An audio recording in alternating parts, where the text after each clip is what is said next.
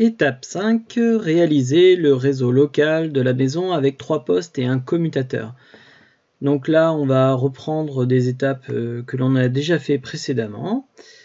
Donc je vais lancer le logiciel Filius et je vais installer 3 ordinateurs portables.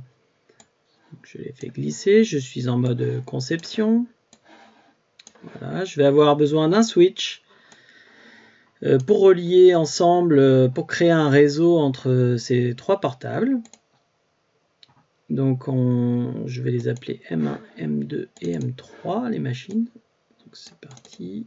Donc j'ai double-cliqué sur le premier portable pour accéder à ses propriétés.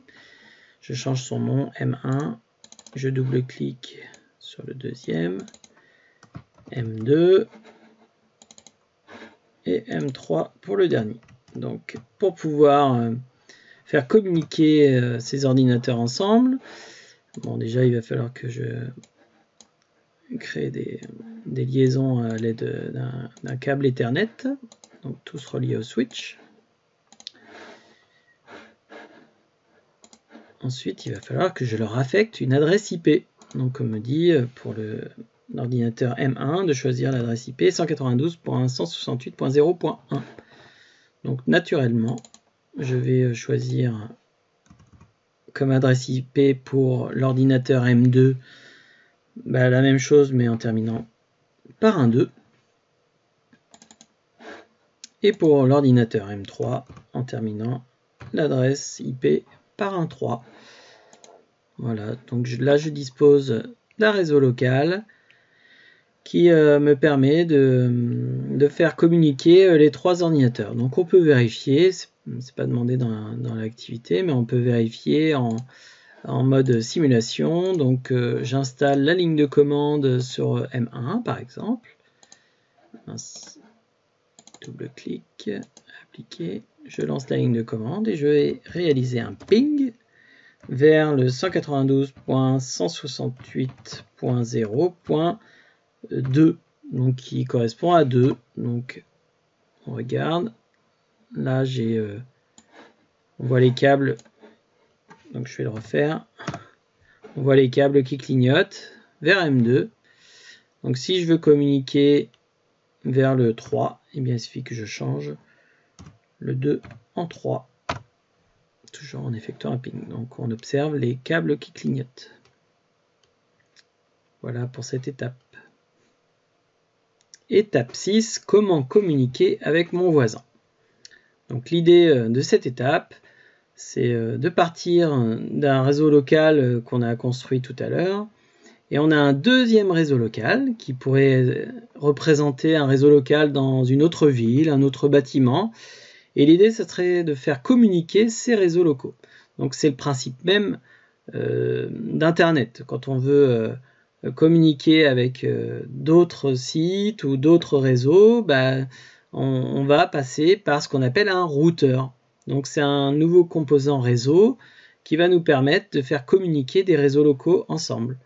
Donc on peut se dire, oui, on n'a pas de routeur chez nous à la maison, mais si, en fait, quand on utilise une box à la maison, la box, c'est à la fois un switch sur lequel on peut relier plusieurs périphériques, plusieurs ordinateurs ou plusieurs téléphones, que ce soit par le fil ou par le Wi-Fi, ça revient exactement au même.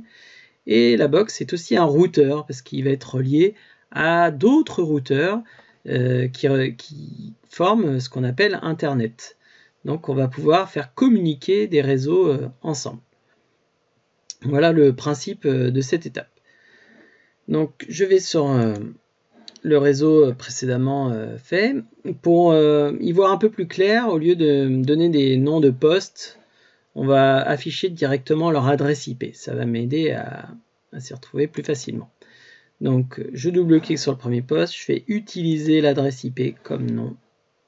Et vous voyez, les noms sont changés avec leur adresse IP. Et donc je vais créer un deuxième réseau local. Donc avec 3 ordinateurs encore. Donc ça pourrait être plus ou moins, peu importe. Un switch. Donc on les relie au switch. Donc j'ai un deuxième réseau local. on va affecter des adresses IP aux différents ordinateurs. Mais cette fois, au lieu de faire 0, 1 et 0, 2, 0, 3, on va faire 1, 1, comme c'est indiqué dans l'activité. Ensuite, 1, 2, 1.2 et 1.3 pour le dernier. 1.3. J'ai oublié d'afficher les adresses IP. Donc, je vais y remédier tout de suite. Comme ça, on s'y retrouve plus facilement. Voilà. Maintenant, l'idée, c'est de faire communiquer ces deux réseaux locaux, puisque là, il n'y a aucune liaison possible. Et donc, on imagine qu'ils ne sont pas dans les mêmes bâtiments. Donc, on va ajouter un routeur. On nous demande combien a d'interfaces réseau ce routeur. Donc là, je veux faire communiquer deux réseaux locaux. Donc, j'ai besoin que de deux interfaces routeur. Alors, si j'avais interface réseau, pardon.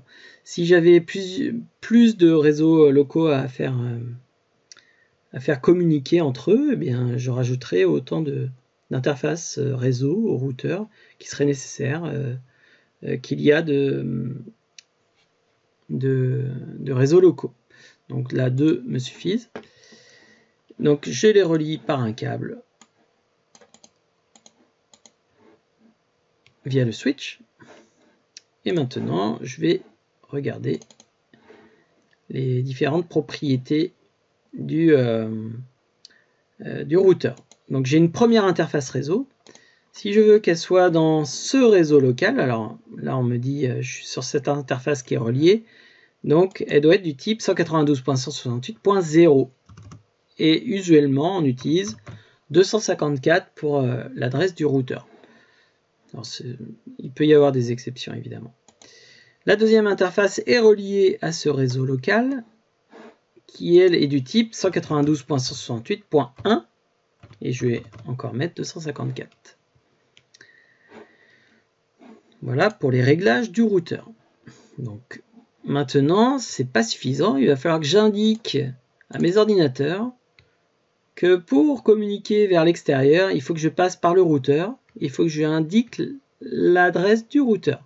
Donc c'est dans passerelle, comme indiqué dans l'activité, 192.168.0.254, c'est ce que j'ai défini comme adresse, et je vais la copier pour les 3 ordinateurs. Mince.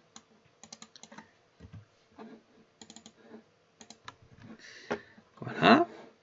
Et je vais procéder de la même manière pour ces ordinateurs, mais en utilisant cette fois non plus 0, mais 1 à la place.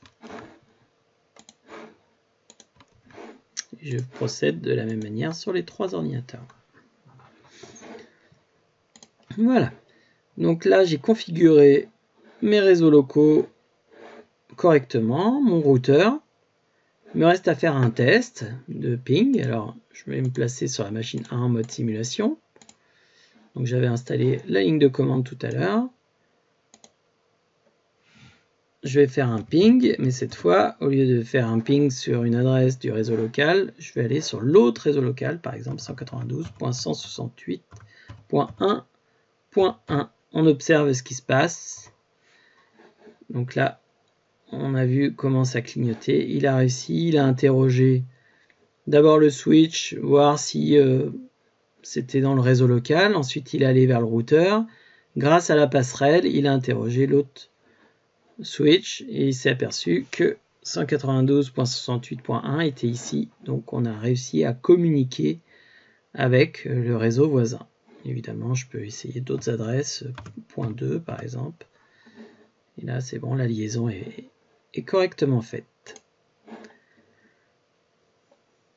Voilà, on nous parle de l'outil traceroute. On va essayer de voir ça. Donc, on nous donne un exemple. Traceroute 192.168.1.3. Donc, on va essayer ça. Toujours sur ma ligne de commande. Donc, traceroute 192.168.1.3. Donc, évidemment, je suis en train d'exécuter ça depuis la machine dont l'adresse IP est indiquée ici, donc qui correspond à cette machine. On y va. Donc, il m'indique le chemin réseau emprunté. Donc il a emprunté le chemin, la première adresse correspond à l'adresse du routeur, qui nous amène ensuite à l'adresse IP de la machine demandée. Voilà la route empruntée. Donc 192.168.1.3 a été atteint en 2 sauts. Il nous reste maintenant la dernière étape. Donc on va travailler sur un réseau plus complexe. Alors on peut s'amuser à concevoir ce réseau sur Filius, ou alors on a vu qu'il y a une source. Alors je vous indique le chemin, on clique sur le lien, on tombe donc sur différents liens, et donc on va aller sur simulation réseau 1, et on va descendre vers le bas. Voilà, donc on retrouve le même réseau. On peut télécharger le fichier mis en lien ici. Je l'enregistre. Je vais aller l'ouvrir avec Filius. Donc ouvrir. Je crée un nouveau projet. Donc alors il va se trouver dans mes téléchargements. Voilà, j'ai mon réseau si présent. Donc dans l'activité, on me demande de faire un trace-route entre l'ordinateur M14 et M9. Donc le M14 se trouve en haut et M9. N'oubliez pas de faire un IP config sur la machine F9 afin d'obtenir son adresse IP. Donc on va vérifier que la ligne de commande est installée sur ces deux postes. Je passe en mode simulation. Donc j'ai bien la ligne de commande sur M14. Je vais la laisser ouverte. Ma ligne de commande sur M9. Bon, on peut aller voir l'adresse IP de M9 en faisant IP config sur la ligne de commande. Donc 192.168.4.1. Donc c'était indiqué ici, mais voilà, comment on fait? C'est parce que quand on est face à des vrais ordinateurs, c'est pas marqué sur la machine. Donc il faut faire un IP config. Et donc à partir de M14, on va faire un trace-route vers l'adresse IP du M9, c'est-à dire 192.168.4.1. Et là c'est parti, on peut regarder graphiquement ce qui se passe, l'interrogation des routeurs. Hop, il arrive ici. Et donc là, sur le trace-route, on peut voir les différents sauts qu'il a pu faire. Donc il a d'abord interrogé ce routeur là. Donc on imagine que c'est celui-ci. On peut vérifier effectivement son adresse IP est indiquée. Donc on est parti de ce réseau. Ensuite il est allé ici. Ensuite il est allé ici pour ensuite communiquer avec M9. Donc voilà, il a fait en 4 sauts. Donc ce qui peut se produire parfois, c'est des pannes de routeur. Si par exemple on veut communiquer, je vais essayer de vous donner un exemple, entre M14 et M7, bien on peut passer par là, ou alors on peut passer par ici. Et donc à quoi ça sert qu'on puisse avoir plusieurs chemins? Si jamais il y a un périphérique qui est en panne, par exemple celui-ci, eh bien on passera par là. Alors c'est plus long, c'est pas forcément plus long en temps, mais c'est plus long en parcours. Mais par contre, voilà, la liaison n'est pas coupée. Et voilà comment ça se passe sur Internet. Donc, je crois que nous avons terminé les différentes étapes de l'activité. Je vous remercie